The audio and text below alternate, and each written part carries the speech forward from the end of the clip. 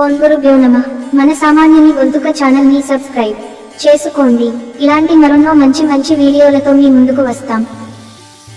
ఎవరి ఇంట్లో అయితే లక్ష్మీదేవి నివాసం ఉంటుందో వారి ఇంట్లో ధనానికి ధాన్యానికి ఎప్పుడూ కొరత ఉండదు.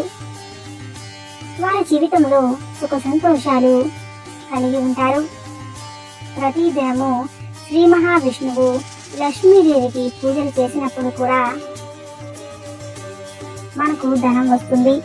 అదే రీతిగా శ్రీ మహావిష్ణువు లక్ష్మీదేవి కృపతో ధన ధాన్యములతో పాటు సమాజంలో వారికి మంచి గౌరవ మర్యాదలు దొరుకుతాయి. అలాంటి వారికి కీర్తి ప్రతిష్టలు నలుగురు వ్యాపిస్తాయి. జ్యోతిష శాస్త్రంలో చెప్పబడిన రీతిగా ఏ వ్యక్తి మీద అయితే లక్ష్మీదేవి కృప నిండుగా ఉంటుందో ఆ వ్యక్తికి ధనం కూడా అధికంగా రావడానికి ఆస్కారం ఉంటుంది.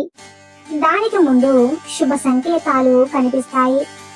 మీకు కూడా అలాంటి సంకేతాలు కనిపిస్తే మంచి జరుగుతుందని అర్థం చేసుకోవాలి.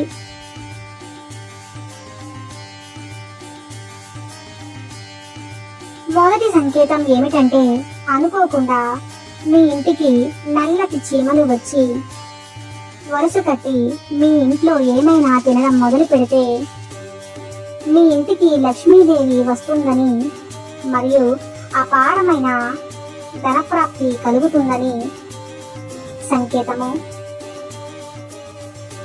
మరియు అనుకోకుండా మీ ఇంట్లో నల్లటి చీమలు కనబడితే ఇది కూడా శుభ సంకేతం. మీ జీవితంలో ఏదో ఒక లాభదాయకమైన మార్పు జరుగుతుందని అర్థం. మరియు మీ కుటుంబంకి మేలు కలుగుతుందని అర్థం. అంతేకాకుండా నిర్ణయించిన కాలం వరకు అవి వస్తూ ఉంటాయి. అవి రావడం శుభ సూచకంగా భావించి వాటికి ఆహారముగా పిండిని వేస్తూ ఉండాలి. రెండవ సంకేతం ఏమిటి అంటే, రెండు పక్షులు ఒక చెట్టు మీద తమ గూడు కట్టుకోవడం ఎంతో ఇష్టపడతాయి. కానీ ఈ రోజులో ఒక స్థానం అని లేకుండా ఇంటికి కిటికీల మీద ఇండ్ల మీద కూడా వాటికి గూడు కట్టుకుంటున్నాయి. పక్షులు గూడు కట్టుకోవడం వల్ల మన ఇళ్లలో కూడా చూస్తూ ఉంటాము. మరియు తేనెతట్టు కట్టడం కూడా చూస్తాము. పురుగు గూడు కట్టుకోవడం, పక్షి గూడు కట్టుకోవడం శుభ సంకేతం ఇస్తాయి. వాస్తు శాస్త్రంలో పక్షి పురుగు ఇంట్లో గూడు కట్టుకోవడం శుభదాయకం అని రాయబడింది.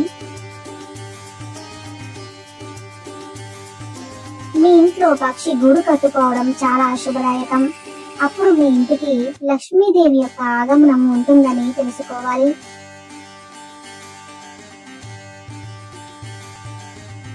మూడో సంకేతం ఏమిటి అంటే, మామూలుగా బల్లి ఇంట్లోకి వస్తే బయటికి వెళ్ళగొట్టడానికి ప్రయత్నిస్తారు.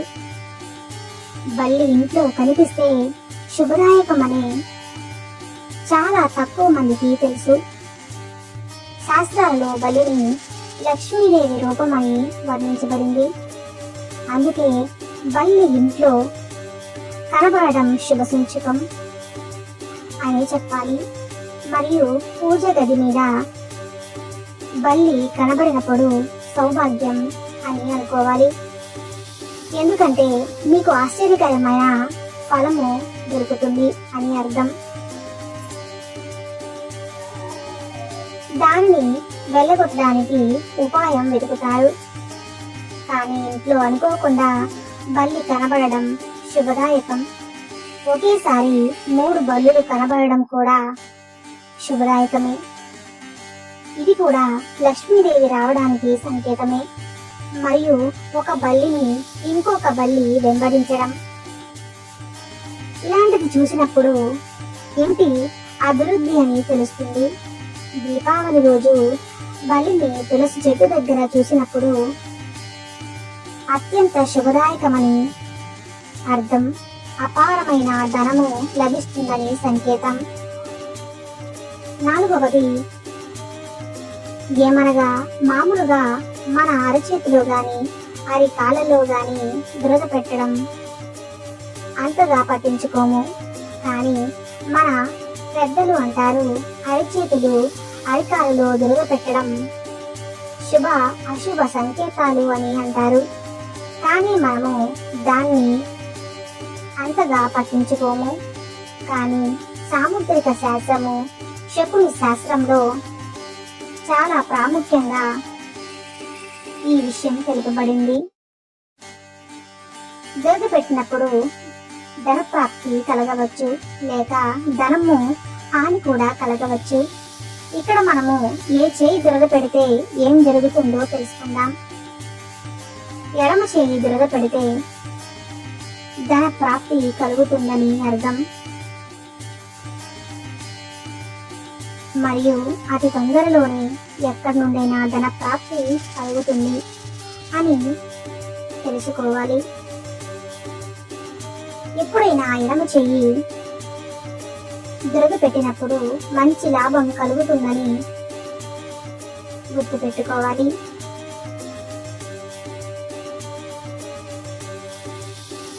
ఐదవ సంకేతం ఏమిటి అంటే, తలలో చీపురు కనబడడం, గుడ్లగూబ, ఏనుగు, ముంగిస, శంఖము, బల్లి, నక్షత్రము, పాము కనబడితే ధన ప్రాప్తి కలుగుతుందని సంకేతము. ఇక 6వ సంకేతం ఏమిటి అంటే, ఉదయం సాయంత్రం శంఖం ఊదిన శబ్దం వినబడినప్పుడు లక్ష్మీదేవి ఆగమనం సంకేతం అని గుర్తించాలి. ఇక 7వ సంకేతం ఏమిటి అంటే, ఎప్పుడైనా మీరు ఇంటి నుండి బయటికి వెళ్ళేటప్పుడు చెరుకు ఎదురుగా, అంటే ఎదురు వస్తున్నట్టు కనపడితే కూడా అది ధనప్రాప్తి సంకేతం అని గమనించాలి.